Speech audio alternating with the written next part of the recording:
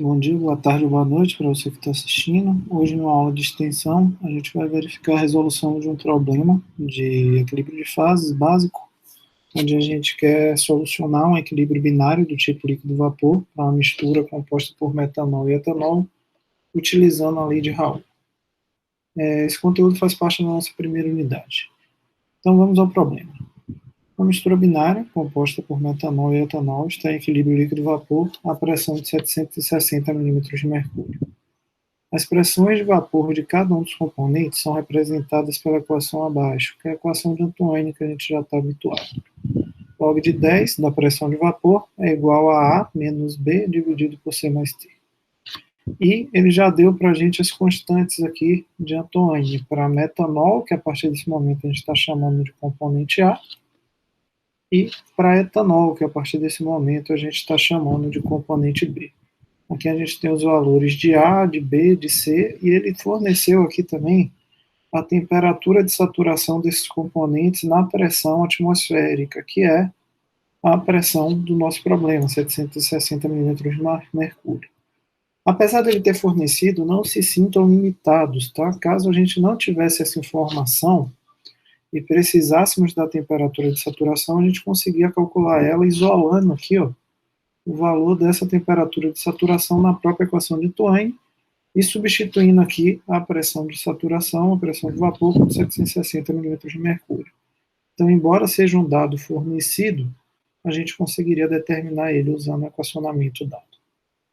Para esse caso em específico, a temperatura da equação de Antoine está em graus Celsius e a pressão está em milímetros de mercúrio.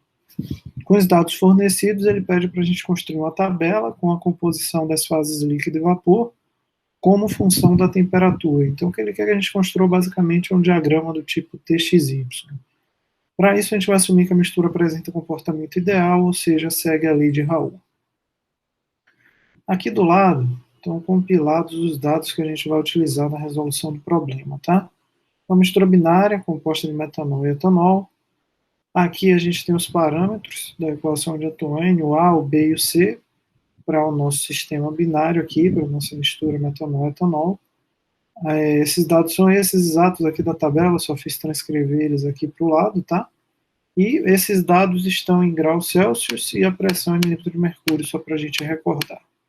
A pressão do nosso problema, ela é de 760 milímetros de mercúrio, e também ele forneceu para a gente as temperaturas de saturação na pressão do problema, tá? A gente só fez pegar aqui da tabela, da funcionária aqui do lado, e transferimos para cá.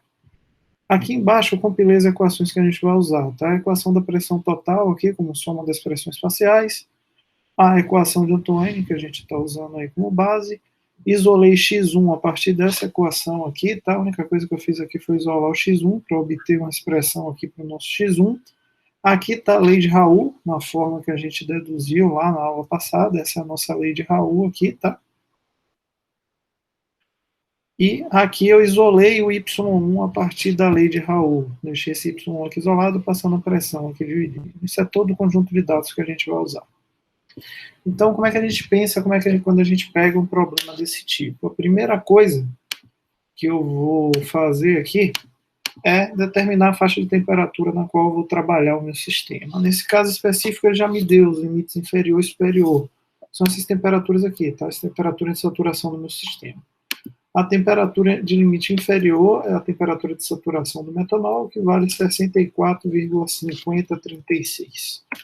A partir dela, a gente vai determinar diferentes valores de temperatura até chegar no limite superior, que é a temperatura de saturação do etanol, que é 78,3286. Para fazer isso, eu vou inserir aqui uma variação entre 0,75 e 0,75, tá? Até que a gente chegue aqui a um valor próximo aí do nosso limite superior. Aqui a gente já está no valor próximo, vou arredondar aqui o último ponto para 78,3286. Essa aí vai ser a nossa último valor de temperatura de saturação. Com esse conjunto de valores aí dado, esse conjunto de valores fornecido, o que a gente vai fazer como próximo passo é determinar nossas diferentes pressões de saturação para cada uma dessas condições de temperatura que a gente tem aqui do lado. Para fazer isso, a gente vai usar os valores das constantes de Antoine, que o problema me deu, que estão aqui, e a própria equação aqui de Antoine, que a gente tem aqui embaixo. Tá? Lembrando que essa equação tem um logaritmo de base 10, então tudo vai ser 10 elevado a. Vamos lá, incluir nossos termos. Vai ser 10 elevado a. O valor de A, do metanol, lembrando que o meu componente A é o metanol, né? Menos, cuidado com os parênteses, para não cometer erros aqui nessa parte, o valor de B dividido pelo valor de C mais a temperatura. Lembrando que aqui nesse caso a temperatura é a única coisa que vai variar, tá? Então lembre-se de fixar aqui os valores das constantes da equação de Antoine para que a gente consiga arrastar a fórmula aqui no Excel de forma tranquila. Então, vamos lá, tá aqui a nosso equacionamento, aqui está calculado aí todos os termos, todas as expressões de saturação aí utilizando a nossa equação de Antoine para o componente A. Vou só setar aqui o mesmo número de casa decimal para tudo. Vamos partir agora para o cálculo do componente B, tá? É basicamente a mesma conta, só que agora a gente vai usar aí os valores da equação de Antoine do componente B. É o A menos o valor de B dividido pelo valor de C mais a temperatura. Está aqui do lado. Só para a gente organizar aqui melhor, com parênteses não mais. E está feito nossa conta. Aqui, só lembrando, a gente precisa manter constante os valores das constantes da equação de Antoine, para que a gente consiga utilizar a mesma fórmula em todas as séries. Está lá calculado todos os valores de pressão de saturação do componente B. A partir desse momento, a gente vai partir para o cálculo dos valores de X1, os diferentes valores de X1. Por quê? Porque para calcular a pressão depende desses valores de X1. Então, quem é o meu X1? Ele é a pressão total do sistema, que é o 760, que o problema me forneceu, como pressão de trabalho, menos a pressão de saturação do componente 2, nesse caso, o componente B, dividido pela pressão de saturação do componente A, menos a pressão de saturação do componente B. Pronto, tá lá. Esses são os nossos valores aí do componente X, tá? Aqui eu não tenho selecionado nenhuma célula, então eu posso deixar o problema variar tranquilamente. Com os valores de X1, eu consigo automaticamente calcular a minha pressão total do sistema. Lembrando que a pressão é constante, tá? Essa célula aqui, ó, que eu estou marcando de cinza nesse momento, ela tem uma finalidade apenas, confirmar que a gente está calculando todo mundo na mesma pressão.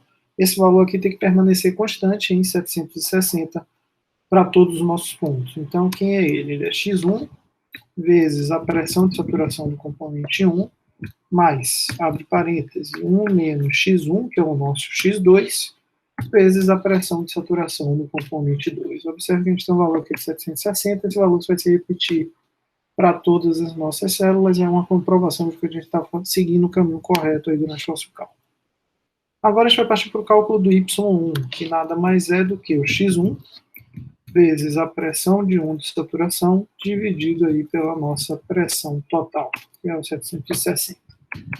Tá aí os valores de Y1. Com isso, a gente finalizou o cálculo da tabela, que é o que foi solicitado aí no problema, tá? Como normalmente gera dúvidas, eu vou aproveitar aqui que eu já tenho os dados tabelados e vou construir também o diagrama do tipo TXY que a gente viu lá na nossa aula, tá? Primeiro eu vou inserir um gráfico.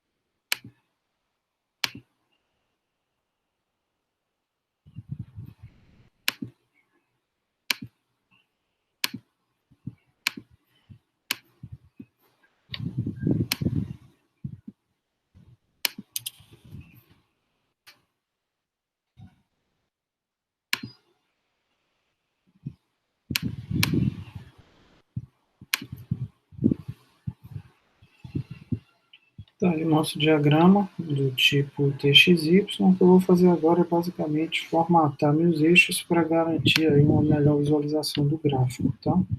Como as temperaturas, o valor de temperatura normalmente 64, 78, eu vou colocar aqui 64 e 80. Observe que já melhorou bastante a visualização aí do envelope de fases. Aqui é a mesma coisa, tá? Eu vou variar isso aqui entre 0 e 1 apenas. Essa variação entre 0 e 1 eu vou fazer ocorrer entre 0,2 e 0,2. Aqui só para a gente garantir, vamos formatar o nosso número como número realmente, aí a gente consegue ter uma visualização melhor. E eu vou usar aqui uma quantidade de uma casa decimal é suficiente. Temos aí uma melhor visualização do nosso conjunto de dados. Só para que a gente formate a figura e ela fique um padrão mais bonito, vou deixar as linhas pretas com os símbolos e marcadores também em preto. Se a gente conseguir apenas imprimir uma impressora laser, a gente consiga visualizar melhor o nosso conjunto de dados aí, tá?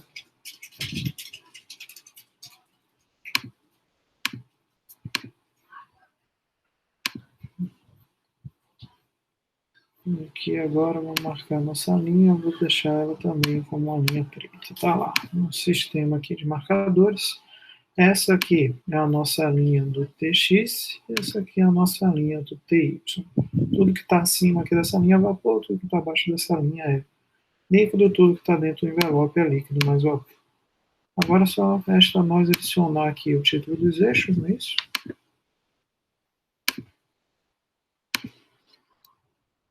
Esse aqui é o eixo XA, YA.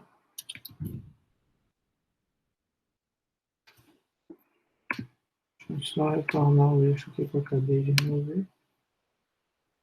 E aqui o eixo vertical tem título de temperatura.